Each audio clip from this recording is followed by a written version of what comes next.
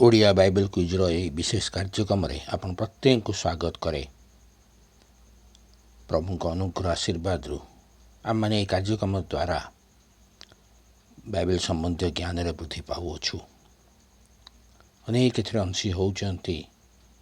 ଅନେକ ଏହି କାର୍ଯ୍ୟକ୍ରମରେ ସାନ ସାନ ପିଲାମାନଙ୍କୁ ମଧ୍ୟ ଅଂଶୀ କରାଉଛନ୍ତି। ଆପଣମାନଙ୍କୁ ମଧ୍ୟ ଅନୁରୋଧ କରେ ଅନ୍ୟମାନଙ୍କୁ ଅଂଶୀ କରାନ୍ତୁ ଏବଂ ସାନ ସାନ ପିଲାମାନେ ଏହି ପ୍ରଶ୍ନଗୁଡ଼ିକ ଲେଖି ରଖିବା ଦ୍ୱାରା ତାଙ୍କର ଜୀବନରେ ଏହା କାର୍ଯ୍ୟରେ ଆସିବ।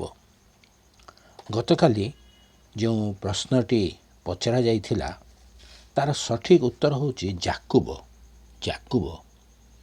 ଆଦି ପୁସ୍ତକ 28 ପର୍ବ ତା'ର 12 ପଦରେ ଆପଣମାନେ ଉତ୍ତରଟି ପାଇପାରିବେ।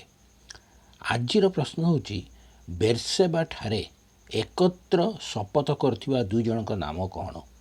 ବେର୍ସେବା ଠାରେ ଏକତ୍ର ଶପଥ କରିଥିବା ଦୁଇ ଜଣଙ୍କ ନାମ କ'ଣ? ଉତ୍ତରଟି କମେଣ୍ଟ ବକ୍ସରେ ଆମମାନଙ୍କୁ ଜଣାନ୍ତୁ।